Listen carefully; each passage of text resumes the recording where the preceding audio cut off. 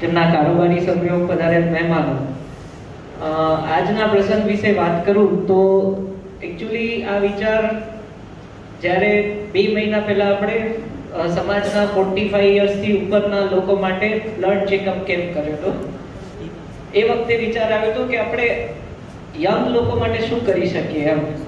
અને એ જ અરસામાં એક જે તમે વિડીયો જોયો એ ન્યૂઝપેપરમાં એક ન્યૂઝ આવે કે ભારતમાં યુવા વયમાં હૃદય રોગની વધતા બનાવો. એટલે તરત જ મને ધવલભાઈ યાદ આવ્યા. તમને કહું તો Dhavalbhai DM cardiologist gold medallist છે. આટલી ડિગ્રી ધરાવતી વ્યક્તિની જો આપણે અપોઇન્ટમેન્ટ લેવી હોય ને તો પણ અઘરું પડે એમ. પણ ધવલભાઈ એટલા ડાઉન ટુ અર્થ છે કે ક્યારે પણ આપણે મેડિકલ રિલેટેડ કોઈ પણ પ્રોબ્લેમમાં અટકીએ ને તો એ તરત આપણને રિસ્પોન્સ આપે છે. એટલે મેં એમને વાત કરી કે અમને 18 થી 45 વર્ષમાં આ જે હૃદયરોગના કેસીસ વધે છે તો અમારા સમાજ માટે અમને કંઈક એક પ્રોજેક્ટ એમને ઉપયોગી થાય એવું કરવું છે. ત્યારે એમને ગાઈડલાઈન આપી કે તમે પ્રારંભિક એટલા બ્લડ ટેસ્ટ કરાવો, લિપિડ અને કોલેસ્ટ્રોલ અને શુગર સ્ક્રીન કરાવો, પ્લસમાં એમની ફેમિલી હિસ્ટ્રી લ્યો. એટલે આપણે 18 થી 45 વર્ષના જે યુવાનો યુવતીઓ છે એમનો એક ફોર્મ ભરાવ્યું. એમની ફેમિલી હિસ્ટ્રી, એમની હાઇટ, વેઇટ, એમના ફેમિલીમાં કોઈને હાર્ટ ડિઝીઝનો પ્રોબ્લેમ છે કે નહીં, કોઈને આગળ એટેક આવેલો છે કે નહીં, કોઈને બીપી, કોલેસ્ટ્રોલ, શુગરનો પ્રોબ્લેમ છે કે નહીં, એ આખો ફોર્મ તૈયાર કર્યો, એ આખો ડેટા તૈયાર કર્યો. ત્યારબાદ એમના બ્લડ સેમ્પલ લેવામાં આવ્યા. અમને એવું હતું કે 18 થી 45 વર્ષના યંગ લોકો છે એટલે ખાસ બહુ લોકો આમાં ઇન્ટરેસ્ટ બતાવશે નહીં, કારણ કે બધાને જનરલી એવું જ છે કે અમને કંઈ તકલીફ નથી તો અમે ટેસ્ટ કરાવીને શું કરીએ. એટલે અમારી ગણતરી એવી હતી કે અરાઉન્ડ 75 to 100 જેટલા વોલેન્ટિયર્સ તૈયાર થશે અને પછી આપણે એમના ટેસ્ટ ઉપરથી જે પ્રમાણે આગળ માર્ગદર્શન જોઈશે એ પ્રમાણે ધવલભાઈનો કોન્ટેક્ટ કરશું. પણ અમારી ધારણાથી વિરુદ્ધ ટોટલ 200 જણાએ સમાજમાંથી 18 થી 45 વર્ષની ઉંમરના યુવાન યુવતીઓએ ટેસ્ટ કરાવ્યો. એ ટેસ્ટ જે રિપોર્ટ્સ આવ્યા એ રિપોર્ટ્સ અમે બાયફર્કેટ કર્યા. એમાં શ્રી ડોક્ટર પ્રિતેશભાઈ સોનીએ પણ ખૂબ સારો સહયોગ આપ્યો. એમણે આખી એક્સેલ શીટ જનરેટ કરી, એમાંથી કોને પેરામીટર્સ થોડા ઓલ્ટર્ડ આવે છે, એબનોર્મલ આવે છે, એનું આખું લિસ્ટ તૈયાર કર્યું. અને એમાંથી જે 50 જણને થોડી વધારે તકલીફ જણાતી હતી એમનું પર્સનલ કન્સલ્ટેશન આજે ધવલભાઈ દોશીએ પોતાના બિઝી શેડ્યુલમાંથી કાઢીને એમનું કન્સલ્ટેશન કર્યું.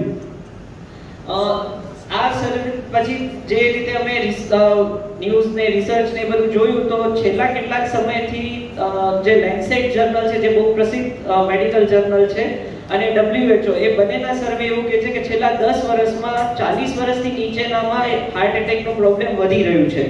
જે હાર્ટ એટેક એ જનરલી ઓલ્ડ એજ બીમારી ગણાતી હતી એવું હવે રહ્યું નથી. તો આ યંગ એજમાં હાર્ટ એટેક આવવાનું કારણ શું છે, એને કઈ રીતે અટકાવી શકાય એ વિશે આપણને ધવલભાઈ દોશી આજે માર્ગદર્શન આપશે. એ પહેલા કાર્યક્રમની શરૂઆત માટે દીપ પ્રાગટ્ય માટે હું શ્રી સમાજના પ્રમુખ શ્રી સ્મિતભાઈ ઝવેરી અને એમના કારોબારી સભ્યો તથા યુવક મંડળની કારોબારી સભ્યોને વિનંતી કરીશ કે સ્ટેજ ઉપર આવે અને ડોક્ટર શ્રી ધવલભાઈ દોશીને પણ વિનંતી કરીશ કે સ્ટેજ ઉપર આવે અને આપણે દીપ પ્રાગટ્ય કરીને આ કાર્યક્રમને શરૂઆત કરીએ.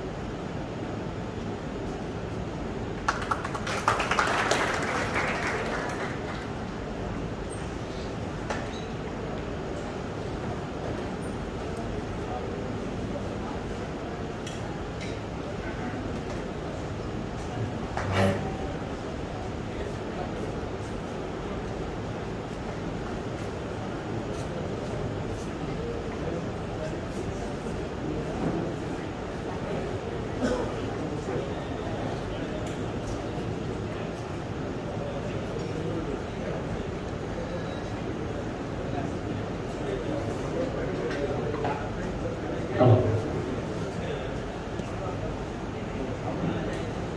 હવે સૌપ્રથમ આપણે આમ તો ડૉક્ટર મોનિલ શાહ આપણા બધાના આમ જોઈએ તો આપણા બધા છોકરાઓના કે આપણા ઘરના ફેમિલી ડૉક્ટર કહી શકાય.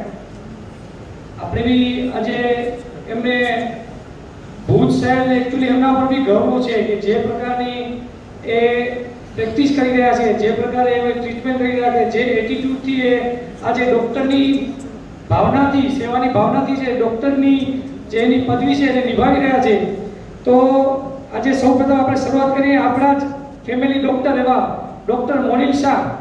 આજે આપણે જોઈએ તો કદાચ બધા પપ્પાઓ તો ઘરમાં નથી હોતા, પણ મમ્મીઓ બધી ઘરમાં જ હોય છે. તો એમનો ક્યારેક એવી ઇમરજન્સી આવી જતી હોય છે છોકરાઓને સંભાળવા માટે કે છોકરાઓની વર્તણૂક ઉપર, ક્યારેક છોકરાઓને તોફાનને કારણે કે મમ્મીને ક્યારેક કંટ્રોલ કરવું મુશ્કેલ થતું હોય છે, અથવા એ છોકરાઓને સમજાવવામાં બી આપણે ક્યારેક પાછા પડતા હોઈએ છીએ. તો આ બધા પ્રોબ્લેમ્સ કે ભવિષ્યમાં જે મોટા ન બને એના માટે આપણે કઈ રીતે કાળજી રાખવી ઘર બેઠા જ, તો એના માટેનું થોડું સમજણ આપણે ડૉક્ટર મોનિલ શાહ આપશે. તો ડૉક્ટર મોનિલ શાહને રિક્વેસ્ટ કરી જે આપણા છોકરાઓ માટે છોકરાઓને કઈ રીતે સાચવવા એની તો માહિતી નહીં આપે, પણ તમારા માનસિક સંતુલન જળવાઈ રહે અને શાંતિથી તમે છોકરાઓને હેન્ડલ કરી શકો એનું માર્ગદર્શન ચોક્કસ આપશે ડૉક્ટર મોનિલ શાહ.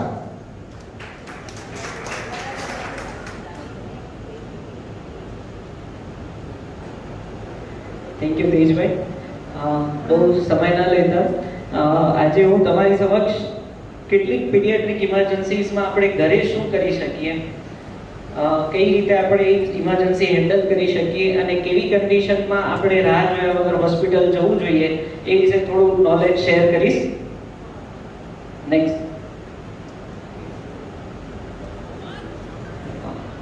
તો એવી કઈ કઈ ઇમરજન્સી છે કે જે ડે ટુ ડે લાઈફમાં આપણે થઈ શકે? સામાન્ય રીતે પડી જવું, કોઈ ધારદાર વસ્તુ લાગવી અને લોહી નીકળવું, બર્ન્સ એટલે કે દાઝી જવું, ખેંચ આવવી, કોઈ પ્રાણીનું કે જંતુનું કરડવું, બહુ ભારે તાવ, ઝાડા ઉલટી થવા, અને છોકરાઓ અજાણતા કોઈ અજાણી વસ્તુ કંઈ અટકી જાય કે ગળી જાય, આવી ઇમરજન્સી કોમનલી આપણા ઘરોમાં છોકરાઓને થઈ શકતી હોય છે. તો એવી કન્ડિશનમાં આપણે શું કરવું એ વિશે આપણે થોડું જોઈશું. નેક્સ્ટ. ચાલુ પ્રેઝન્ટેશન દરમિયાન કોઈને પણ કંઈ સવાલ હોય, તમારા કોઈ ડાઉટ્સ હોય તો તમે વચ્ચેથી પણ પૂછી શકો છો. સૌપ્રથમ પડી જવું મોસ્ટ કોમન વસ્તુ છોકરાઓમાં, કે છોકરો રમતો હોય, ગાર્ડનમાં રમતો હોય, પડી જાય, છોકરો દાદરા ચડતો હોય, પડી જાય, કિચનના પ્લેટફોર્મ ઉપર બેઠો હોય, ધ્યાન ન હોય ને પડી જાય, બહુ કોમન વસ્તુ છે. એના રિસ્ક ફેક્ટર શું છે, કેમ આવું થાય છે? તો સૌપ્રથમ રિસ્ક ફેક્ટર છે કે બાળક છે એટલે આવું થાય છે. કારણ કે બાળકનું ડેવલપમેન્ટ એ રીતનું છે, સામાન્ય રીતે બાળક 6 થી 9 મહિના વચ્ચે બેસતા શીખે છે, 9 થી 15 મહિના 16 મહિના સુધી એ ચાલતા શીખે છે, દોડતા શીખે છે, અને 3 વર્ષ સુધી એ ટ્રાયસિકલ 3 પૈડાવાળી સાયકલ ચલાવતા શીખે છે. તો આ ફેઝ દરમિયાન એનામાં ક્યુરિયોસિટી ઘણી હોય છે. એને જે સામેની વ્યક્તિ, ઘરની મોટી વ્યક્તિ કરી હોય એ વ્યક્ત કરવાની ઈચ્છા થતી હોય છે. એની એટલી બુદ્ધિ નથી હોતી કે હું આ કરી શકીશ કે નહીં કરી શકું. એટલે હજી તો એ ચાલતા શીખતો હોય ત્યાં એને દાદરા ચડવાની ઈચ્છા થાય, હજી તો એ દાદરા ચડતો હોય ત્યાં એને દોડવાની ઈચ્છા થાય. એટલે એ ઈચ્છામાં એનું બેલેન્સ ન રહેતા એને પડી જવાની બીક હોય છે. આ ઉપરાંત ઘરમાં ક્યાંય સ્લીપરી સરફેસ હોય, પાણી ઢોળાયેલું હોય, એમાં એનું ધ્યાન ના રહે, બહાર રમતા અનએટેન્ડેડ હોય, એનું ધ્યાન ન રહે તો પણ પડી જવાની શક્યતા હોય છે. તો શું થઈ શકે અને શું કરી શકીએ? સામાન્ય રીતે બાળક પડી જાય ત્યારે એક તમે સપોઝ તમારું બાળક છે, રમે છે, કિચનના પ્લેટફોર્મ પર બેઠું છે, તમે કંઈક વસ્તુ લેવા ગયા ને એટલી વારમાં પડી ગયું ને અચાનક જોરથી રોવા માંડે છે, તો શું કરશો? બાળક પડી ગયું છે અને હવે અચાનક જોરથી રડવા માંડે છે, તો આપણે શું કરશું? સૌ પ્રથમ સ્ટેપ શું કરશું?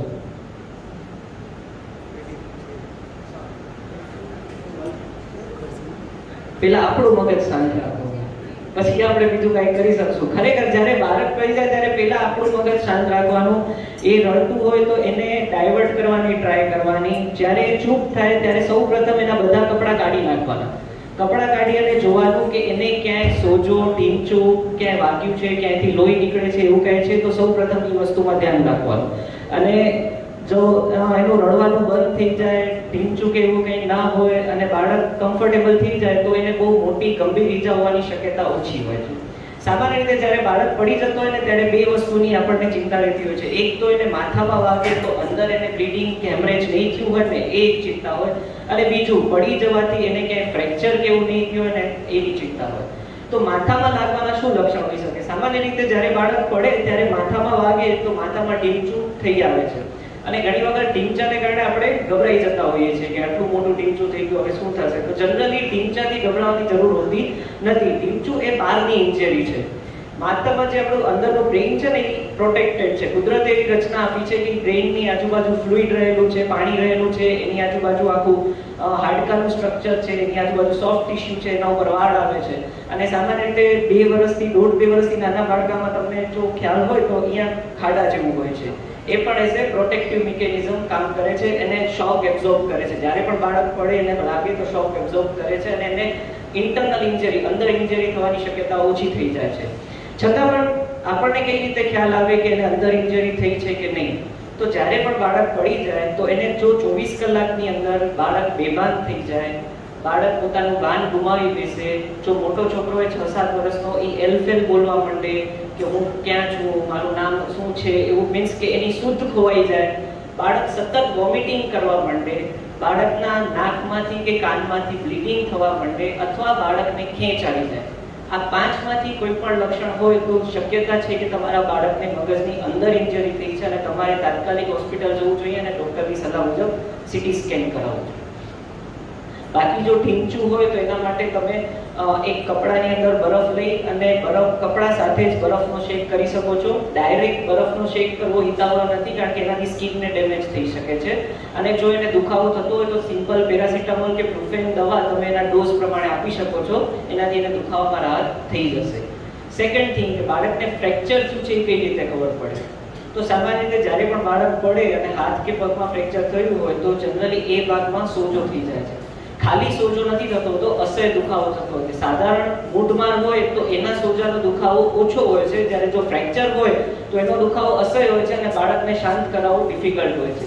આ ઉપરાંત ફ્રેક્ચર થાય તો એના જે હાથ કે પગનો શેપ છે એ પણ ઘણી વખત બદલાઈ જતો હોય છે. એ જે નોર્મલ શેપ હોય એના કરતાં અલગ શેપમાં હાથ કે પગની પોઝિશન આવી જતી હોય છે. તો આવા કેસીસમાં શક્યતા છે કે બાળકને ફ્રેક્ચર હોય અને એને તમારે તાત્કાલિક હોસ્પિટલ લઈ જવું જોઈએ. જો બાળકને ફ્રેક્ચર હોય તો હોસ્પિટલ લઈ જતા પહેલા આપણે ઘરે શું કરી શકીએ? તો સૌપ્રથમ જે ભાગનો ફ્રેક્ચર છે, સપોઝ એને હમણાં એક વિડીયોમાં તમને બતાવીશ કે કઈ રીતે ફ્રેક્ચર હોય તો શું કરવું અને એમાં કઈ રીતે સપોર્ટ કરવો. તો જે બાળકનો સપોઝ એને હાથમાં ફ્રેક્ચર આવ્યું છે તો એના હાથને બહુ મૂવ નહીં કરવાનું. જે પોઝિશનમાં છે એ પોઝિશનમાંથી એને નોર્મલ પોઝિશનમાં હળવેથી લાવવાનું, ફોર્સફુલી ખેંચવાનું કે દબાવવાનું નહીં. અને જે પોઝિશનમાં એને કમ્ફર્ટેબલ હોય એ જ પોઝિશનમાં એના હાથને સપોર્ટ આપવાનો. સપોર્ટ માટે તમે એનો જ બીજો હાથ યુઝ કરી શકો, અથવા તો ઘરમાં ઓશિકું હોય, પુઠ્ઠો હોય, કોઈ પણ હાર્ડ રજિસ્ટર હોય એના હાથ નીચે મૂકી અને રૂમાલથી એને તમે બાંધી શકો છો, જેથી કરીને ફ્રેક્ચર હોય તો એ ત્યાં જે ભાગમાં ફ્રેક્ચર થયું હોય એ ભાગ બહુ ડિસ્લોકેટ ન થાય અને આગળ જતા એની ટ્રીટમેન્ટમાં બહુ વાંધો ન આવે. કઈ રીતે બાળકને થતી ઇન્જરીઝ અટકાવી શકાય? તો નંબર 1 કે તમારું બાળક જો 2 વર્ષથી નાનું હોય તો તમારી જાણ વગર એ દાદરા ચઢ ઉતર કરવું ન જોઈએ, તમારી સામે જ રહેવું જોઈએ. જનરલી આપણા ઘરોમાં વોકર યુઝ કરતા હોઈએ છીએ. તો યુએસએ અને કેનેડા આ 2 કન્ટ્રીઝે 1 વર્ષથી નાના બાળકમાં વોકર્સ બેન કરેલા છે. એટલે જનરલી જો તમે ઘરે વોકર યુઝ કરતા હો તો બાળક તમારી નજર સમક્ષ જ હોવું જોઈએ, અને જ્યારે પણ વોકર યુઝ કરો ત્યારે એ દાદરાની નજીક કે ઘરના દરવાજાની નજીક ન હોવું જોઈએ કે અનએટેન્ડેડ એ બહાર જતું રહે અને પડી જાય. બીજું, સેફટી હેલ્મેટ પણ આવે છે. 3 વર્ષથી નાના બાળકને જ્યારે પણ એ બહાર રમતા હોય ત્યારે તમે હેલ્મેટ પહેરાવી શકો, જેથી જો કદાચ એ પડી જાય તો એને માથામાં ઇન્જરી થવાની શક્યતા ઓછી થઈ જાય. ઘરમાં ક્યાંય પાણી ઢોળાયેલું હોય વગેરે એ બધી વસ્તુની પણ ધ્યાન રાખવી જોઈએ, જેથી કરીને બાળક સ્લીપ થઈને પડી ન જાય. નેક્સ્ટ ક્લિક કરો. એના ક્લિક કરશો ઓડિયો ચાલશે.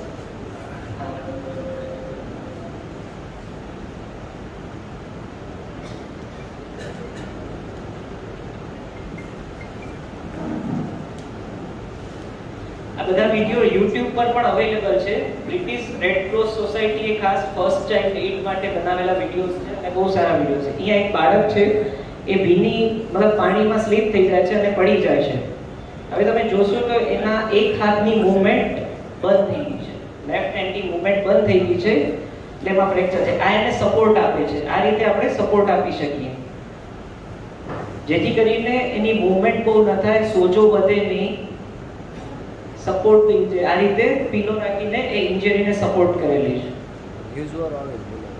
અને તરત જ ઇમરજન્સી નંબર પર કોલ કર્યો છે અને હેલ્પ માટે બોલાવ્યો છે. જ્યાં સુધી હેલ્પ ના આવે ત્યાં સુધી એનો હાથ એ જ પોઝિશનમાં સપોર્ટેડ રાખવું જેથી કરીને ઇન્જરી વધે નહીં. તો ફ્રેક્ચરની બાબતમાં ખાસ ધ્યાન રાખવું કે જ્યાં સુધી આપણે હોસ્પિટલ ના પહોંચીએ ત્યાં સુધી એ ભાગને સપોર્ટેડ અને ઇમોબાઇલ એટલે કે એની મૂવમેન્ટ બંધ રાખવી. નેક્સ્ટ સેકન્ડ થિંગ, બહુ જ અનધર કોમન વસ્તુ, કોઈ પણ ધારદાર વસ્તુ લાગવી અથવા બ્લીડિંગ થવું. તમારું બાળક ક્યાંક રમી રહ્યું છે, એના હાથમાં કઈ ધારદાર વસ્તુ આવી ગઈ છે અને એને પોતાને જ લગાડી દીધી છે, અથવા તો એવી રીતે પડ્યો છે કે એને કોઈ ધારદાર વસ્તુ લાગી ગઈ છે અને અચાનક એને બ્લીડિંગ ચાલુ થઈ જાય છે, તો શું કરવું? સૌપ્રથમ ગમે ત્યાંથી બ્લીડિંગ ચાલુ થાય, જો બ્લીડિંગ બહુ હેવી ન હોય તો એ ભાગને પાણીની નીચે રાખી અને ક્લીન કરી દેવું જેથી કરીને એમાં કોઈ ઇન્ફેક્શન લાગવાની શક્યતા ઓછી થઈ જાય. પણ જો બ્લીડિંગ બહુ જ વધારે હોય તો એમાં પણ ટાઈમ વેસ્ટ ન કરો અને કોઈ પણ ચોખ્ખું કપડું જે તમારી નજીક હોય, ઇવન તમારો શર્ટ ઉતારીને પણ તમે એ ભાગને દબાવી રાખો. એટલીસ્ટ 10 મિનિટ સુધી પ્રેશર આપવાનું અને ત્યાં સુધી એને મૂવ નહીં કરવાનું. કદાચ એવું બને કે તમે એક કપડું રાખ્યું એ ઘા ઉપર અને એ કપડું આખું લોહીથી ખતબત થઈ ગયું તો પણ એ કપડું હટાવવાનું નહીં અને બીજા કપડાથી એના ઉપર પ્રેશર મૂકવાનું. કારણ કે જ્યારે તમે એને પ્રેશર કરીને દબાવો છો એ ભાગને, ત્યારે બોડીની મિકેનિઝમથી ત્યાં એક ક્લોટ થઈ જાય છે અને એ ક્લોટ બ્લીડિંગ અટકાવે છે. હવે જો તમે પાછું કપડું ઉપાડી લેશો તો એ ક્લોટ ડિસ્લોજ થઈ જશે અને વળી પાછું બ્લીડિંગ ચાલુ થઈ જશે. એટલે જ્યારે પણ તમે કોઈ ભાગમાંથી બ્લીડિંગ થતું હોય ત્યાં પ્રેશર એપ્લાય કરો તો એ કપડું 10 મિનિટ પહેલા તો હટાવવાનું જ નહીં અને કદાચ જો ભીનું થઈ જાય તો એના જ ઉપર બીજું કપડું મૂકવાનું અને બ્લીડિંગ સ્ટોપ કરવાની ટ્રાય કરવાની. કોઈ પણ જગ્યાએથી બ્લીડિંગ થાય, જો 30 મિનિટ્સની અંદર એ બ્લીડિંગ બંધ ન થાય તો બાળકને ઇમરજન્સી હોસ્પિટલમાં પહોંચાડી દેવાનું, નહીં તો લોહીની ઉણપ થવાની અને બાળકને શરીરમાંથી પાણી ઘટવાની પણ બીક રહે છે, જેમાં બાળક બેભાન પણ થઈ શકે છે. સેકન્ડ થિંગ, નસકોરી ફૂટવી બહુ કોમન વસ્તુ છે. ખાસ કરીને ઉનાળામાં ઘણા બાળકોની એવી તાસીર હોય છે કે નસકોરી ફૂટે છે, તો ત્યારે શું કરવું? તો જનરલી જે આપણો નાકનો આ સોફ્ટ પોર્શન છે, નાકનો ઉપરનો ભાગ હાર્ડ હોય છે, આગળનો પાર્ટ સોફ્ટ હોય છે, તો જ્યારે પણ નસકોરી ફૂટે ત્યારે બાળક જો મોટું હોય તો એને એન્કરેજ કરવાનું કે એની જ બંને આંગળીથી આ સોફ્ટ પાર્ટને દબાવી રાખે. સોફ્ટ પાર્ટને દબાવી અને માથું આગળની બાજુ નમાવવાનું. ઘણી વાર લોકો એ ભૂલ કરતા હોય છે કે સોફ્ટ પાર્ટ દબાવતા હોય છે પણ માથું પાછળની બાજુ કરતા હોય છે. એવું નહીં કરવાનું, કારણ કે તમારા નાકમાં જે બ્લીડિંગ થયું છે, જો તમે માથું પાછળ કરશો તો એ બ્લડ બધું તમારા ગળામાં જશે અને ત્યાંથી અન્નળી કે શ્વાસનળીમાં જવાની બીક રહેશે, જે બાળકને નુકસાન કરશે. એટલે એટલીસ્ટ 10 થી 15 મિનિટ સુધી નાકના સોફ્ટ પોર્શન ઉપર પ્રેસ કરી રાખવું અને નાક મોઢું આગળની બાજુ નમાવી રાખવું. 10 મિનિટ સુધી એ પ્રેશર દૂર નહીં કરવાનું. 10 મિનિટ પછી જોવાનું બ્લીડિંગ બંધ થઈ ગયું કે નથી થઈ ગયું. ઘણી વખત એવું થાય કે શરૂઆતમાં બ્લીડિંગ બંધ થઈ જાય, થોડી વાર રહીને પાછું બ્લીડિંગ ચાલુ થઈ જાય, તો એમાં પણ ગભરાવાની જરૂર નથી. સેમ મિકેનિઝમ પાછી રિપીટ કરવાની. કેમ કે જ્યારે તમે પ્રેસ કરો છો ત્યારે ત્યાં ક્લોટ જનરેટ થાય છે અને ઘણી વખત એવું બને કે બાળક ફરી નાકમાં આંગળી નાખે કે કંઈક એને ઇચિંગ થાય, ખંજવાળ આવે તો પાછું એ ખંજવાળ કરે તો એ ક્લોટ પાછું નીકળી જાય અને બ્લીડિંગ પાછું સ્ટાર્ટ થઈ જાય, તો ફરી પાછું પ્રેસ કરી રાખવાનું. અગેન જો 30 મિનિટમાં બ્લીડિંગ બંધ ન થાય તો તમારે તાત્કાલિક હોસ્પિટલ લઈ જવાનું. જનરલી ઘણી વખત એટલો મોટો ઘાવ હોય કે અંદર બ્લીડિંગ બહુ વધારે થઈ જતું હોય તો બાળકને જો બ્લડ વધારે વહી જાય તો ચક્કર આવે, બાળક સુસ્ત થઈ જાય, બાળક ભાનમાં ન રહે એવું પણ રહે તો સમજવાનું કે એને બ્લડ લોસ ઘણું થઈ ગયું છે અને શરીરમાં બ્લડ પ્રેશર ઘટી ગયું છે. આવી કન્ડિશનમાં હોસ્પિટલ પહોંચો ત્યાં સુધી બાળકને સીધું સુવાડી દેવાનું અને એના પગ બંને ઊંચા કરી દેવાના, જેથી કરીને એના શરીરનું બ્લડ પ્રેશર મેન્ટેન રહે અને મગજને બ્લડ સર્ક્યુલેશન બરાબર મળી રહે. ત્રીજી વસ્તુ, દાંત પડી જાય તો શું કરવાનું? દાંત પડી ગયું અને બ્લીડિંગ થઈ તો શું કરવાનું? સેમ ક્યાંયથી પણ બ્લીડિંગ થાય તો પહેલું તો આપણે પ્રેશર જ આપવાનું. એટલે તમારે જ્યાંથી દાંત પડી ગયું હોય, બ્લીડિંગ થતું હોય ત્યાં કપડું મૂકીને પ્રેશર આપવાનું એટલે બ્લીડિંગ બંધ થઈ જાય. દાંતનું શું કરવાનું?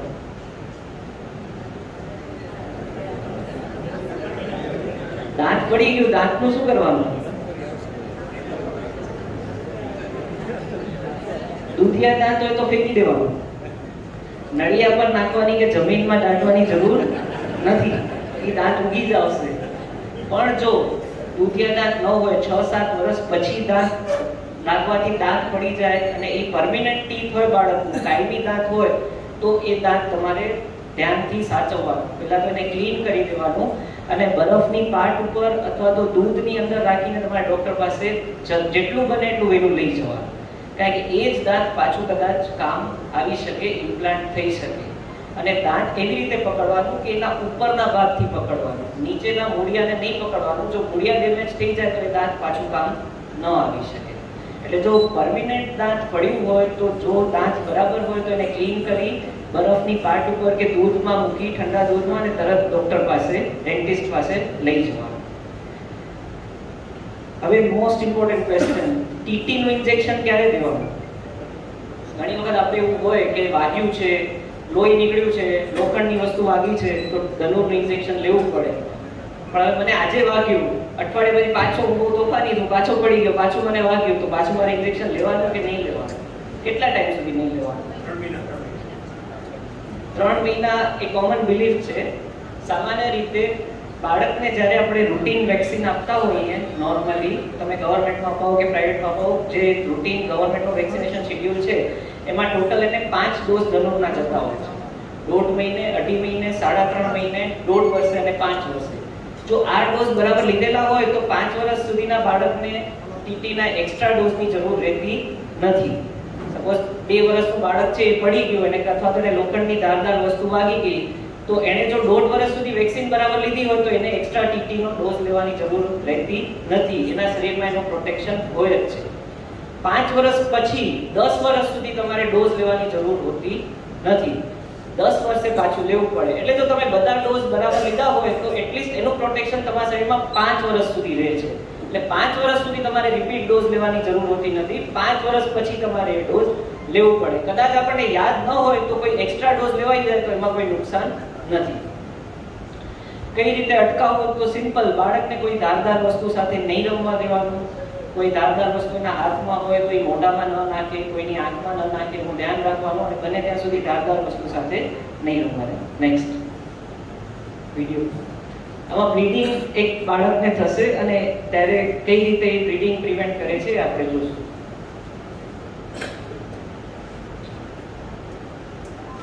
બાળક ગાર્ડનમાં રમે છે અને રમતા રમતા પડી જાય છે, ત્યાં એક ધારદાર વસ્તુ છે, લાગે છે તરત જ આ બેન એક ચોખ્ખું કપડું રહી અને એના પર પ્રેસ કરી નાખે, જેથી કરીને બ્લીડિંગ સ્ટોપ કરી શકાય.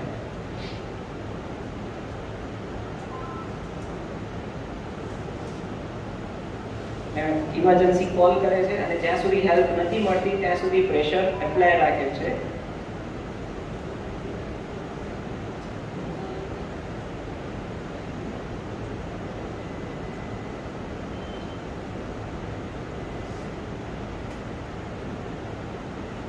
Most important thing, pressure apply કરવાનું.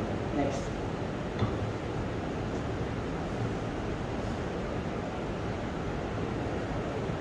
નો સ્પ્લિટ નો વિડિયો છે કે નસકોરી ફૂટે ત્યારે શું કરવાનું.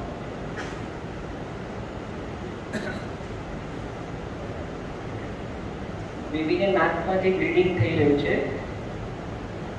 તેની મધર એને એડવાઇસ કરે છે કે નાકનો આગળ જે સોફ્ટ પાર્ટ છે એના ઉપર પ્રેસ કરવાનું અને આગળની બાજુ માથું નમાવીને બેસી રહેવાનું એટલીસ્ટ 10 to 15 મિનિટ્સ.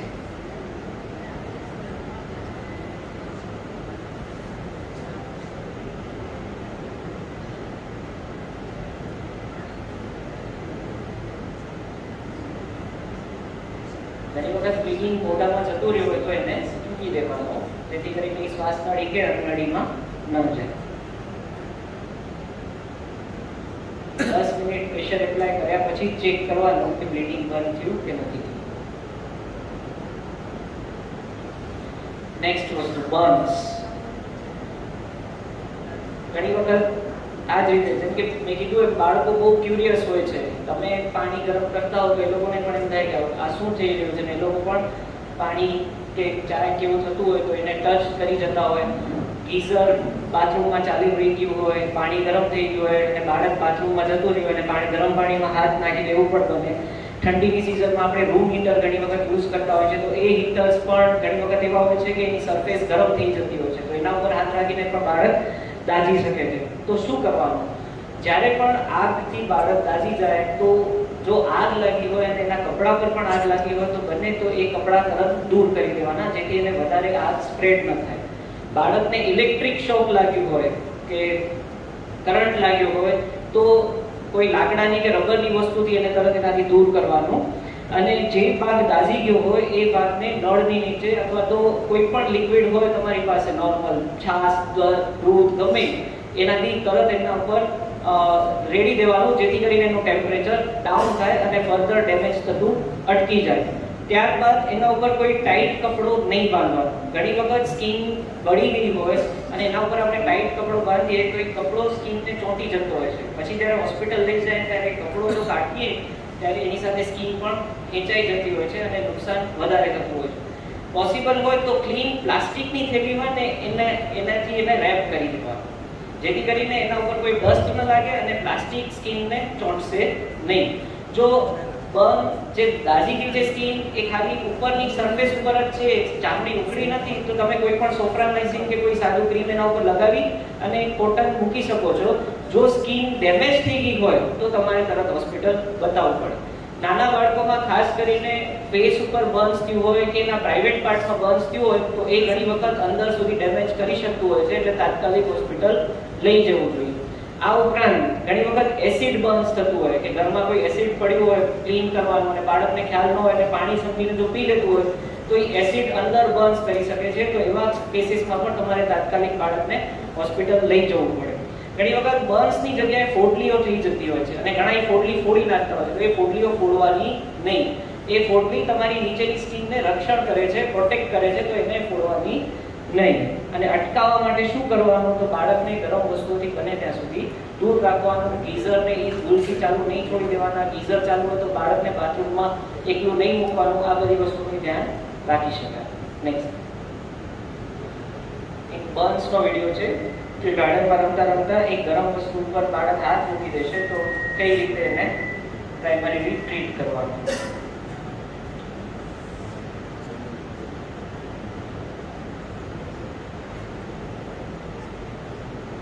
હાથ દાઝી જાય છે, તરત ફ્રી ફ્લો વોટર નીચે ને પાણી નીચે એને મૂકી દે છે, જેથી કરીને એની હીટ ઓછી થાય અને સ્કિનને ડેમેજ ઓછું થાય. એટલીસ્ટ 10 થી 15 મિનિટ સુધી એને પાણીથી ક્લીન કરતા રહેવાનું.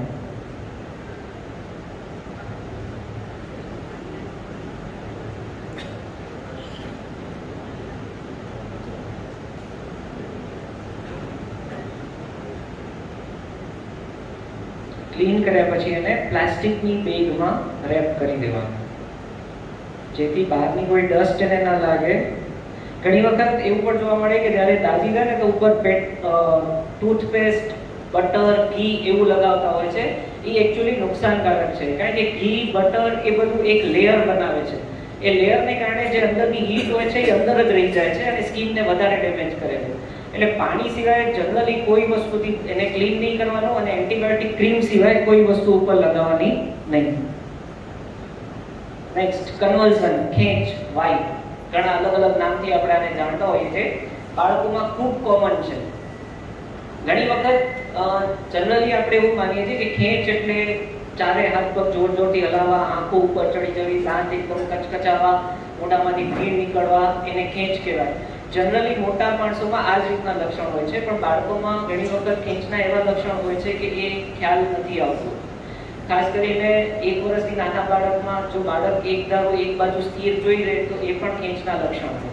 ચાલતું બાળક નોર્મલી બરાબર ચાલતું હોય પણ અચાનક ચાલતા ચાલતા વારંવાર પડી જાય તો એ પણ ખેંચના લક્ષણ હોઈ શકે. બાળકનો એક હાથની મૂવમેન્ટ જ એબનોર્મલ થાય, બાકી આખું શરીર બરાબર હોય અને બાળક પૂરેપૂરું ભાનમાં હોય તો પણ એ ખેંચના લક્ષણ હોઈ શકે. એટલે તમારા બાળકના બિહેવિયરમાં કંઈ પણ તમને એબનોર્મલ જોવા મળે તો એ બાળકમાં ખેંચનું લક્ષણ હોઈ શકે. તો એવા કેસીસમાં તમારે તમારા ડોક્ટરની સલાહ લેવાની. પણ જો એને નોર્મલ જે ખેંચ વાઈ કહીએ એવી ખેંચ આવે તો શું કરવાનું? તો જનરલી એવી ખેંચ આવે તો બાળકોમાં ખેંચ સેલ્ફ લિમિટેડ હોય છે, 5 થી 10 મિનિટમાં પોતાની રીતે બંધ થઈ જતી હોય છે. તો એ ટાઈમ સુધી એને જો ખેંચ ચાલુ થાય તો એને એક પોઝિશનમાં સુવડાવી દેવાનો. ખાસ એની આજુબાજુ કોઈ વસ્તુ એવી ધારદાર ન હોવી જોઈએ કે ખેંચને કારણે એનાથી એને ડેમેજ થઈ શકે. બીજું, ઘણી વખત આપણે ખેંચમાં દાંત ભીડાઈ જતા હોય છે, એ ભીડાવતા અટકાવવા માટે ઘણી વખત ઘણા અંદર આંગળી મૂકી દેતા હોય છે, ચમચી મૂકી દેતા હોય છે, એવું કરતા હોય છે. તો એવું નહીં કરવાનું. એમ કરવાથી એને મોઢામાં ઇન્જરી થવાની શક્યતા રહે છે. અને ખેંચ જાતે બંધ થઈ જાય તો બાળકને એક બાજુ સુવડાવી દેવાનું. આ જે પોઝિશન બતાવી છે એને રિકવરી પોઝિશન કહેવાય. બાળકને એક પોઝિશનમાં સુવડાવી દેવાનું, જેથી ખેંચ ટાઈમે જે મોઢામાં લાળ કે સિક્રેશન કે ફીણ કે જમા થયું હોય, ઘણી વખત બાળક ખેંચ પછી બેભાન હોય છે તો એ ગળી શકતું નથી અને એને શ્વાસમાં તકલીફ થઈ શકે છે. તો તમે એને એક બાજુ સુવડાવી દો તો એ બધું મોઢામાંથી બહાર નીકળી જશે અને એને શ્વાસમાં તકલીફ નહીં થાય. અને ચાલુ ખેંચમાં એને મોઢામાં પાણી કે કંઈ મૂકવાની કોશિશ નહીં કરવાની, કારણ કે બાળકને ગળવાની ક્ષમતા ત્યારે હોતી નથી અને એ શ્વાસ નળીમાં જઈને ડેમેજ કરવાની શક્યતા હોય છે. ઘણા બાળકોને તાવ સાથે ખેંચ આવતી હોય છે. તો તાવ સાથેની ખેંચ બાળકોમાં બહુ કોમન વસ્તુ છે, એનું કોઈ સ્પેસિફિક કારણ નથી. 6 મહિનાથી 6 વર્ષની વચ્ચેના બાળકને જો તાવ બહુ વધારે આવી જાય તો 24 કલાકમાં ખેંચ આવવાની શક્યતા હોય છે. પણ આ ખેંચ જાતે જ બંધ થઈ જાય છે, 5 થી 10 મિનિટ ચાલે છે, તાવના 24 કલાકમાં જ આવે છે અને એનાથી એને કોઈ મગજમાં નુકસાન થતું નથી. 6 વર્ષની ઉંમર પછી આ વસ્તુ થતી નથી અને ભવિષ્યમાં પણ એને એના કારણે મગજની કોઈ તકલીફ થતી નથી. ઘણા બાળકો શ્વાસ ચડાવી જતા હોય છે. ઘણી વખત જોરથી રોય અને શ્વાસ ચડાવી જાય અને પછી એનો ફેસ પૂરો પડી જાય અથવા તો બાળક બેભાન થઈ જાય. તો એ ખેંચ નથી, એ બ્રેથ હોલ્ડિંગ સ્પેલ કહેવાય. જીદ્દી પ્રકૃતિના બાળકો હોય એમાં 5 વર્ષ સુધી આ તકલીફ થઈ શકતી હોય છે કે બાળક કોઈ વસ્તુ માટે જીદ કરે અને જોરથી રડે તો એટલું જોરથી રડે કે શ્વાસ એનું સ્ટોપ થઈ જાય અને ટેમ્પરરી તમારા મગજને ઓક્સિજન ન મળે, એના કારણે બાળક પૂરું પડી જાય અથવા તો બેભાન થઈ જાય. આવા કેસમાં જ્યારે પણ બાળક જોરથી રડે ત્યારે એનું ધ્યાન બીજી બાજુ ડાયવર્ટ કરી અને રડવાનું બંધ કરાવવાનું. અને કદાચ જો એ શ્વાસ ચડાવી જાય તો હળવેથી એના મોઢા ઉપર પાણી છાંટવાનું, જેથી કરીને એનો શ્વાસ પાછું આવી જાય.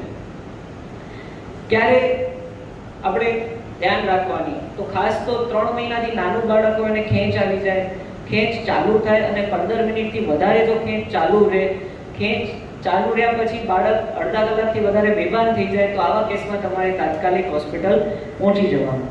અટકાવવાની કઈ રીતે, તો જો કોઈ બાળકને ખેંચનું નિદાન થાય તો એની દવાઓ સમયસર લેવી જોઈએ. ખેંચ એ કોઈ સ્ટિગ્મા નથી, એટલે ખેંચ હોય તો વળગાડ છે કે મારા બાળકને કંઈક થઈ ગયું છે અને હું બધાથી છુપાવું ને કોઈને ખબર પડશે તો ખરાબ લાગશે, એવું નથી. જેમ ડાયાબિટીસ છે તો છે, આંખના નંબર છે તો છે, એમ ખેંચની બીમારી છે તો છે. મોટાભાગના બાળકોને 3 વર્ષની ટ્રીટમેન્ટ કર્યા પછી ખેંચની બીમારીમાં રિકવરી આવી જતી હોય છે.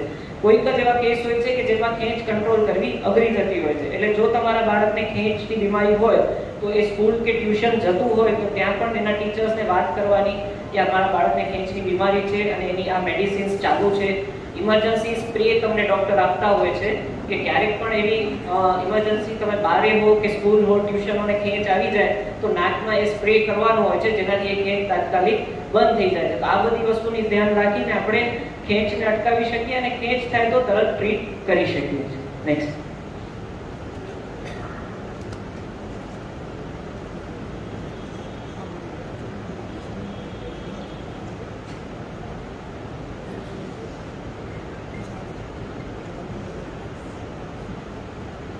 બાળકને ટીવી જોતા જોતા અચાનક ખેંચ આવી ગઈ છે.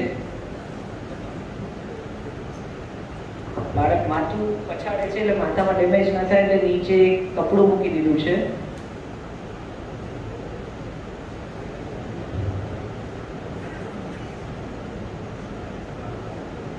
થોડી મિનિટ સુધી ખેંચ ચાલુ રહે છે અને પછી ખેંચ બંધ થઈ જાય છે. ખેંચ બંધ થઈ એટલે એને એની મમ્મી રિકવરી પોઝિશનમાં રાખે છે. એક બાજુ ટર્ન કરે છે, ચેક કરે છે કે શ્વાસ બરાબર લે છે કે નહીં, અને પછી એને એક બાજુ ટર્ન કરી દે છે, જેથી કરીને જે ફીણ કે લાળ મોઢામાં જમા થયા હોય એ બહાર નીકળી જાય અને એ એના શ્વાસને તકલીફ કરે નહીં. નેક્સ્ટ. કોઈ પણ પ્રાણીનું કે જંતુનું કરડવું, મોસ્ટ કોમન ડોગ બાઇટ્સ કે આપણે શેરીમાં કૂતરાઓ ઘણા હોય છે અને એના કારણે કૂતરાઓ કરડી જતા હોય છે. તો કૂતરા કરડે તો શું કરવાનું? પહેલો જ પ્રશ્ન એ હોય કે ઇન્જેક્શન લેવા પડશે. તો સામાન્ય રીતે ઇન્જેક્શન વેક્સિનના લઈ લેવા જોઈએ. લેવા હેતાઓ હોય છે કારણ કે આપણે જે શેરીમાં કૂતરાઓ રખડતા હોય છે એને કોઈ વેક્સિનેશન થયેલું હોતું નથી. એને રેબિસનું એટલે હડકવાનું ઇન્જેક્શન થયેલું હોતું નથી. એટલે એને હડકવાની બીમારી છે કે નહીં આપણને ખ્યાલ આવતી નથી. સામાન્ય રીતે હડકવાની બીમારી હોય એ કૂતરું કંઈ પણ કર્યા વગર સામેથી કરડે, ઘણા બધા લોકોને કરડે અને જનરલી 10 દિવસમાં એ કૂતરાની ડેથ થઈ જતી હોય છે. પણ હવે કૂતરું કરડીને ભાગી જાય તો આપણે એ ખબર નથી કે એની 10 દિવસમાં ડેથ થવાની છે કે નહીં. એટલે હિતાવો છે કે રેબિસના ઇન્જેક્શન લઈ લેવા. અને જનરલી હવે નવી ગાઈડલાઈન પ્રમાણે 4 ડોઝ લેવાના હોય છે, 0, 3, 7 અને 21મા દિવસે, એવી રીતે 4 ડોઝ લેવાના હોય છે. આ ઉપરાંત બીજું શું ધ્યાન રાખવાનું, જ્યારે પણ કૂતરું કે કોઈ પણ એનિમલ કરડે તો જેમ આપણે પડી ગયા પછી જે ઘાવ થાય એને આપણે સાબુ અને પાણીથી ધોઈ નાખતા હોઈએ, એવી જ રીતે કૂતરું કરડ્યું હોય એને પણ સાબુ અને પાણીથી ધોઈ નાખવાનું, જેથી કરીને એમાં જે એની લાળ ને એ બધું જમા થયું હોય નીકળી જાય અને એના કારણે ઇન્ફેક્શન થવાનું રિસ્ક ઓછું થઈ જાય. અને એને પતલા કપડાથી કવર કરી દેવાનું, બહુ ટાઈટ નહીં બાંધવાનું. અને પ્રિવેન્શન તો એ જ કે કૂતરાથી ધ્યાન રાખવાનું. બીજો એક ક્વેશ્ચન કે તમને કૂતરું કરડ્યું અને મહિનો થયો, તમે શેડ્યુલ પૂરો કરજો અને પાછું બીજી વાર કૂતરું કરડ્યું તો શું કરવાનું? ફરીથી ઇન્જેક્શન લેવા પડે કે ન લેવા પડે? 3 મહિના સુધી ન લેવા પડે, પછી ફરીથી 3 ડોઝ લેવા પડે. એટલે 3 મહિના સુધી તમને બોનસ મળે કે તમે 2 વાર કૂતરાને કરડાવી શકો, પછી નહીં. સાપ કે વીછી કરડે તો શું કરવાનું? જનરલી આપણે અહીંયા પ્રોબ્લેમ નથી હોતો. ગામડામાં, વાડીમાં વરસાદની સિઝનમાં સાપ અને વીછી નીકળતા હોય છે અને એ પ્રોબ્લેમ થતો હોય છે. સાપ કરડવાનો બહુ કોમન કેસીસ. હું જ્યારે જનરલ હોસ્પિટલમાં હતો ત્યારે વરસાદની સિઝનમાં રોજ એક કેસ એવું આવે કે નાના છોકરાને સાપ કરડી જતો હોય. ગામડામાંથી ખાસ આવા કેસ આવતા હોય છે. તો ક્યારેક આપણે ક્યાંય બહાર ગયા હોઈએ, કોઈ વાડી વિસ્તારમાં ગયા હોય અને ત્યાં જો કોઈ બાળકને સાપ કરડી જાય તો શું કરવાનું? પહેલી વસ્તુ તો એ કે 80% સ્નેક નોન પોઈઝનસ એટલે કે બિનઝેરી હોય છે. એટલે સાપ કરડે ત્યારે સાપના કરડવાથી જે લક્ષણ થતા હોય એના કરતાં વધુ લક્ષણ, એના કરતાં વધુ સિમ્પટમ્સ ગભરાવાને કારણે થઈ જતા હોય છે. આપણે ગભરાઈ જઈએ એના કારણે આપણી નર્વસ સિસ્ટમ એક્ટિવ થઈ જતી હોય છે અને એના કારણે આપણા ધબકારા વધી જવા, પસીનો થવો, ચક્કર આવવા, આ બધા સિમ્પટમ્સ ડેવલપ થતા હોય છે. એટલે સાપ કરડે ત્યારે ગભરાઈ ન જવું. જે ભાગમાં સાપ કરડ્યું હોય એને ઇમમોબાઇલ એટલે કે એની મૂવમેન્ટ બંધ કરી દેવી. એને એક લાકડાના પાટિયાથી કે રજિસ્ટરથી સપોર્ટ કરી એની આજુબાજુ લાઇટ બેન્ડેજ બાંધવું, બહુ ટાઈટ નહીં બાંધવાનું, બરાબર? અને તરત તમારે હોસ્પિટલ લઈ જવાનું. જો ઝેરી સાપના લક્ષણ હશે તો એના ઇન્જેક્શન આવે એ દેવડાવી દેવાના, અને ન હોય તો એની મેળે જ સારું થઈ જશે. શું નહીં કરવાનું? તો સાપને મારીને ભેગું નહીં લઈ જવાનું. જનરલ હોસ્પિટલમાં એક હકીકત બનેલી છે, ઇમરજન્સી ડિપાર્ટમેન્ટમાં તો એક પેશન્ટ આવ્યું, નાના છોકરાને સાપ કરડી ગયું, એના દાદા સાપને ભેગું લઈ આવ્યા હતા કે સાહેબ આ સાપ કરડી ગયું. એટલે એમને મગજમાં એવું હતું કે આ સાપ જોઈને સાહેબને ખ્યાલ આવશે કે ઝેરી છે કે બિનઝેરી છે, પણ એ તો બધા સાપ સરખા જ હતા. એટલે ખાસ સાપને નહીં માનવું. બીજું, ઘણી વખત ભૂવા તાંત્રિક એમની પાસે લઈ જતા હોય છે તો એમાં ટાઈમ વેસ્ટ નહીં કરવાનું. ઘણી વખત મૂવીમાં આપણે જોતા હોઈએ કે સાપનો ઝેર કર્યું હોય તો ત્યાં પોતે ઝેર ચૂસીને એને થૂંકતા હોય છે. તો એવી પ્રથા ગામમાં હજી પણ પ્રચલિત છે. તો એવું બધું નહીં કરવાનું. એની આજુબાજુ કટ નહીં મૂકવાનું, એની આજુબાજુ બહુ ટાઈટ બેન્ડેજ નહીં બાંધવાનું. આ બધી વસ્તુ કરવાથી એ ભાગને ડેમેજ થવાની શક્યતા હોય છે. નેક્સ્ટ, તાવ. તાવ આમ તો એકચ્યુઅલી ઇમરજન્સી ન કહેવાય, પણ બાળકોમાં જો ડોક્ટર પાસે જવાનો સૌથી કોમન રીઝન હોય ને તો એક તાવ છે. એટલે મેં આમાં ઇન્ક્લુડ કર્યું છે કે તાવ આવે તો શું કરવાનું. તો સૌપ્રથમ એક આપણી માન્યતા છે કે તાવ આવે તો બાળકને બહુ ગંભીર વસ્તુ કહેવાય, તો એ માન્યતા ખોટી છે. ટેમ્પરેચર, ફીવર એ એક બોડીની પ્રોટેક્ટિવ મિકેનિઝમ છે. તમને કોઈ વાયરસ કે બેક્ટેરિયાનું ઇન્ફેક્શન થાય એટલે બોડીની ડિફેન્સ મિકેનિઝમ છે, જે બોડીના ડિફેન્સ કરનારા સેલ્સ છે એ એક્ટિવ થાય છે. એ બોડીનું ટેમ્પરેચર વધારે છે, જેથી કરીને એ ટેમ્પરેચરમાં શરીરના બેક્ટેરિયા કે વાયરસ સર્વાઈવ ન થઈ શકે અને બોડી જલ્દી રિકવર થઈ શકે. તો પછી આપણને સવાલ થાય કે તાવ ટ્રીટ શું કામ કરવાનું? તો પછી તાવની દવા શું કામ આપવાની જો તાવ પ્રોટેક્ટિવ મિકેનિઝમ જ હોય તો? એનું કારણ છે કે તાવ જો અમુક ડિગ્રીથી વધી જાય તો બાળક ઢીલું થઈ જાય, ખાવા પીવાનું છોડી દે, સુસ્ત થઈ જાય, રમવાનું છોડી દે, તો એ વસ્તુ બાળક માટે હિતાવહ નથી. એટલે એને સિમ્પ્ટોમેટિક રિલીફ મળે, એને સારું લાગે, એના માટે તાવ કંટ્રોલ કરવાની દવા આપણે આપવી પડે. અને સામાન્ય રીતે મોટાભાગના બાળકોને સિમ્પલ પેરાસિટામોલથી તાવ કંટ્રોલ થઈ જતો હોય છે. બીજું આપણે શું કરી શકીએ તો એક પટ્ટી મૂકવાની પ્રથા પ્રચલિત છે. પટ્ટી મૂકવાની એક પ્રોપર રીત છે. સામાન્ય રીતે આપણે શું કરીએ કે મીઠાનું પાણી કરીને એમાં પટ્ટી ગોળીને માથા ઉપર મૂકી રાખીએ, તો એનાથી ફીવર એનો કંટ્રોલ જલ્દી થાય નહીં. શું કરવું જોઈએ કે નોર્મલ પાણી લેવું જોઈએ. મીઠાનું પાણી કે ઠંડુ પાણી કે કોલમ વોટર કે અલગ અલગ જાતના વોટર લેવાની જરૂર નથી. સાદું ટેપ વોટર હોય, નળનું પાણી હોય, એ લઈ અને એની અંદર કોટનનું કપડું આખું બોળી નાખવાનું. અને જેમ આપણે જમીન ઉપર ફટ્ટો કરીએ ને, પોતું કરીએ ને, એ રીતે બાળકના શરીર ઉપર, આખા શરીર ઉપર પોતું કરવાનું. 2 મિનિટ સુધી ભીનું કપડું ફેરવવાનું, પછી 2 મિનિટ સુધી કોરું કપડું ફેરવવાનું, 2 મિનિટ સુધી ભીનું કપડું, કોરું કપડું, એ રીતે રિપીટ કરતા જવાનું જ્યાં સુધી એનું ટેમ્પરેચર ડાઉન ન થાય ત્યાં સુધી. બીજી એક મિસકન્સેપ્ટ છે કે જ્યારે પણ બાળકને તાવ આવે ને ત્યારે આપણે એને ઘણા બધા કપડાં ઓઢાડી દઈએ, ચાદર ઓઢાડી દઈએ, ધાપડું ઓઢાડી દઈએ. એ એકચ્યુઅલી બાળકને નુકસાન કરે છે. તાવ શેના માટે આવે છે કે બોડી જે એની ગરમાટ છે એ બહારે ફેંકે છે. એટલે જો તમે એને વધારે કવર કરશો તો એ ગરમાટ બહારે જવાને બદલે અંદર જ રહી જશે અને તાવ કંટ્રોલ નહીં થાય. એટલે જો બાળકને ગુજારી ન થતી હોય તો તમારે વધારે કપડાં ઓઢાડવાની જરૂર નથી. અને મોસ્ટ ઇમ્પોર્ટન્ટ, આજકાલ પેરેન્ટ્સને બધા બાળકોને આઇન્સ્ટાઈન બનાવવા હોય. એટલે રાતના તાવ આવે, દવા દીધી, સારું હોય તો બીજા દિવસે સ્કૂલ મોકલી દે. તાવ આવે તો એટલીસ્ટ 24 થી 48 કલાક તમારા બાળકને આરામ આપવો. સ્કૂલ નહીં મોકલો, બારે નહીં મોકલો, ટ્યુશન નહીં મોકલો, ક્લાસીસ નહીં મોકલો. તાવની મોસ્ટ ઇમ્પોર્ટન્ટ ટ્રીટમેન્ટ આરામ અને ફ્લુઇડ્સ. જેટલું બને એટલું વધારે લિક્વિડ આપો અને આરામ કરાવો, એનાથી એને રિકવરી જલ્દી આવશે. તાવમાં ક્યારે ડોક્ટરની સલાહ લેવી? તો તાવની દવા આપ્યા છતાં તાવ ન ઉતરે, તાવ ઉતર્યા પછી પણ બાળક રમે નહીં, ઢીલું રહે, સુસ્ત રહે, 3 મહિનાથી નાના બાળકને તાવ આવી જાય, તાવની સાથે જો ખેંચ આવી જાય, શ્વાસની તકલીફ થાય, શરીર ઉપર દાણી નીકળી જાય, તો આવા કેસમાં તમારે ડોક્ટરની સલાહ લઈ લેવાની. ઝાડા ઉલટી. વર્લ્ડ હેલ્થ ઓર્ગેનાઇઝેશનના સર્વે પ્રમાણે ઇન્ડિયામાં 5 વર્ષથી નાના બાળકમાં ડેથનું, મોર્ટાલિટીનું જે 2 મોસ્ટ ઇમ્પોર્ટન્ટ કારણ છે, એક છે ન્યુમોનિયા અને બીજું છે ઝાડા. ઝાડા ઉલટીમાં ડેથ થવાનું કારણ એક જ હોય છે કે ઝાડા ઉલટી પર્સિસ્ટન્ટ ચાલુ રહે તો શરીરમાંથી પાણી ઘટી જાય છે, કિડનીમાં સોજો આવી જાય છે અને એના કારણે બાળકની ડેથ થઈ શકે છે. હવે ઘણી વખત ઝાડા છે કે નહીં એ પણ નક્કી કરવું પડે.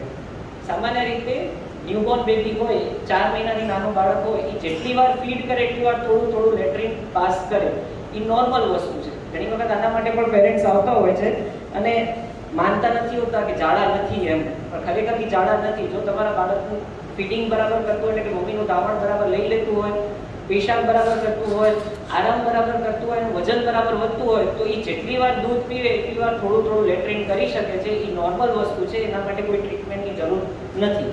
એ જ રીતે 4 મહિનાની નાનું બાળક દિવસમાં 2 થી 3 વાર વોમિટ એટલે કે ઓકે છલે, એ પણ એક નોર્મલ વસ્તુ છે, એના માટે પણ કોઈ ટ્રીટમેન્ટની જરૂર હોતી નથી.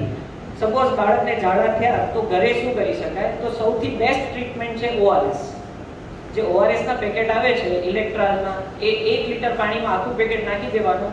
બાળક જેટલી વાર લેટ્રિન કરે એટલી વાર એને એ લિક્વિડ પીવડાવતા રહેવાનું, જેથી કરીને એને ડિહાઇડ્રેશન ન થાય. મોટા ભાગના ઝાડા વાયરલ ઇન્ફેક્શનને કારણે હોય છે, એ 4 થી 5 દિવસ રહે છે.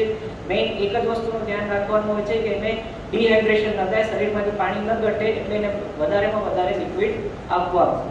ઘણી વખત ઝાડા થાય તો આપણે ખોરાક બંધ કરી દેતા હોઈએ છીએ કે ખાશું તો પાછા ઝાડા થશે, એવું નહીં કરવાનું. જો બાળકને રુચિ થતી હોય તો એને જે ઈચ્છા થાય એ તમે ખવડાવી શકો છો, એમાં કોઈ પ્રોબ્લેમ નથી. જો તમે ખવડાવશો નહીં તો એને વીકનેસ આવી જશે અને ખોટું બાળક હેરાન થશે. કોઈ એનર્જી ડ્રિંક કે ઝાડા બંધ કરવાની દવા કે રેડીમેડ ORS એ વસ્તુનો કોઈ મતલબ નથી. લોપામાઇડ બિલકુલ નહીં આપવાની બાળકોને, એ બહુ જ નુકસાન કરી શકે છે અને બાળકને એડમિટ પણ એના કારણે કરવું પડી શકે.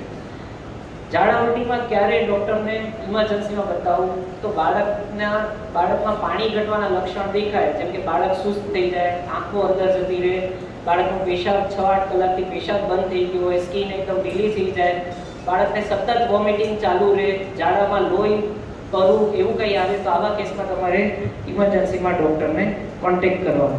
પ્રિવેન્શન માટે ખાસ તો હાથ હાથ ને મોઢું ધોઈને જ પછી જમવા બેસવાનું, બહારનો ખોરાક નહીં લેવાનો. ખાસ કરીને અત્યારે ચોમાસાની સિઝનમાં જે બહાર ઠંડા પીણાને આપણે લેતા હોઈએ છીએ એ બધું બંધ કરવાનું. એના કારણે પણ ઇન્ફેક્શન વધારે થઈ શકતું હોય છે. અને જે વેક્સિન્સ છે એ ટાઈમ પર મુકાવવાની, જેથી બાળકને બીમારી ન થાય. ORS માટે ઘણી વખત એવું કમ્પ્લેન હોય છે કે બાળક ORS નથી પીતું, તો એની જગ્યાએ ઘરે શું આપી શકાય? તો 1 ગ્લાસ પાણીમાં 1 ચમચી ખાંડ અને ચપટી મીઠું નાખી દો તો એ પણ ORS નું જ કામ કરે. એના સિવાય લીંબુ પાણી, નાળિયેર પાણી, છાશ, ભાતનું ઓસામણ, આ બધી વસ્તુ પણ ડિહાઇડ્રેશન માટે યુઝ કરી શકાય છે. લાસ્ટ ઇમરજન્સી, બાળક કંઈક અટકી ગયું કે ગળી ગયું તો શું કરવાનું? ઘણી વખત આપણે ઘરમાં ઓલ આઉટનો લિક્વિડ એમને પડ્યું હોય, બાળક ઘણી વખત એ ખોલીને એ પી જતું હોય છે. ગામડામાં કેરોસીન યુઝ કરતા હોય એ પી જતું હોય છે. તો મોસ્ટ કોમન વસ્તુ બધા શું કરે કે એને વોમિટ કરાવે. એ બહાર નીકળી જાય તો એને નુકસાન ન થાય, પણ એમ કરવાથી વધારે નુકસાન થાય. કારણ કે ઘણી વખત એ બધા પદાર્થો ને એ એસિડ વાળા હોય છે, એટલે ઉલટી કરાવતા એ તમારી અન્નનળીને અને શ્વાસ નળીને ડેમેજ કરી શકે છે. એટલે બાળક કોઈ અજાણી વસ્તુ પી જાય તો ઉલટી નહીં કરાવવાની. ઘણી વસ્તુ નોન પોઈઝનસ જ હોય છે, એટલે બને ત્યાં સુધી વસ્તુ લઈને ડોક્ટર પાસે જવાનું, તમને કહી દેશે કે આ પોઈઝનસ છે કે નહીં. બીજું, નાની નાની વસ્તુઓ જે હોય છે, જે અટકી જવાની બીક હોય, એ વસ્તુઓ બાળકના હાથમાં ન આવે એનું ધ્યાન રાખવાનું. અને ખાસ કરીને આજકાલના જે ટોયઝ હોય છે એમાં બટન બેટરી યુઝ થતી હોય છે. એ બટન બેટરી જો બાળક ગળી જાય ને તો એ બહુ જ ગંભીર રીતે ડેમેજ કરી શકે છે.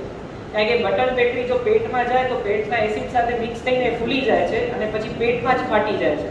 અને પેટમાં ફાટી જાય તો પેટમાં બહુ જ ડેમેજ કરી શકે છે અને બાળકને જીવનું જોખમ પણ થઈ શકે છે.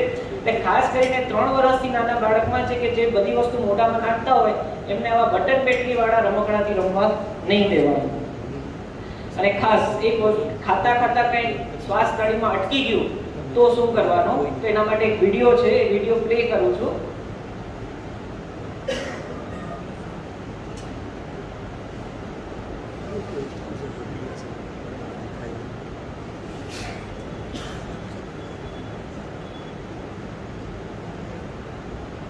એપલ ખાય છે અને અચાનક એપલનો એક કટકો એના શ્વાસ નળીમાં અટકી જાય છે અને એને શ્વાસ લેવામાં તકલીફ થાય છે, એનો અવાજ નીકળતો બંધ થઈ જાય છે.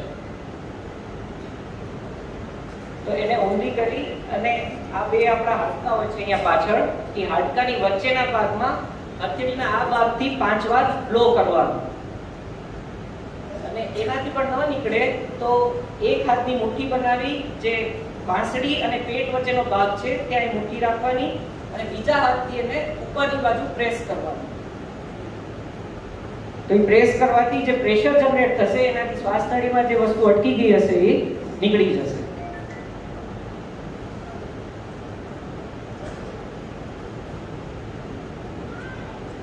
Last slide. કેટલીક બીમારીઓ એવી છે કે જે બીમારી નથી. ખાસ કરીને જે મેં કીધું એમ કે દાવણ પર બાળક હોય અને દિવસમાં 6-7 વખત લેટ્રિન કરતું હોય તો એમાં કંઈ ચિંતા કરવાની જરૂર નથી. 3 અઠવાડિયાથી નાની છોકરી હોય અને એને પેશાબની જગ્યાએથી સફેદ કે બ્લીડિંગ જેવું પ્રવાહી નીકળતું હોય તો એ પણ નોર્મલ છે. 1 મહિનાથી નાના બાળકમાં છાતી ઉપર સોજો આવવો એ પણ નોર્મલ છે, એમાં કોઈ ટ્રીટમેન્ટની જરૂર નથી. ઘણી વખત બાળકનો જન્મ થાય બીજા 3-4 દિવસે શરીર ઉપર, આખા શરીર ઉપર લાલ લાલ દાણી નીકળે છે અને આપણને એમ થાય ગરમી નીકળી છે, આપણે લોશન લગાવીએ, પાવડર લગાવીએ, પણ એ નેચરલ વસ્તુ છે. 3 અઠવાડિયા સુધી વધીને એ મટી જશે. 1 અઠવાડિયાથી નાના બાળકમાં કમળો થવો જો અમુક લેવલથી નીચે હોય તો એની પણ કોઈ સારવાર જરૂર નથી. અને મોસ્ટ ઇમ્પોર્ટન્ટ, લીલા ઝાડા થઈ ગયા છે. લીલા ઝાડા નોર્મલ વસ્તુ છે, એની કોઈ ટ્રીટમેન્ટ કરવાની જરૂર નથી. Thank you.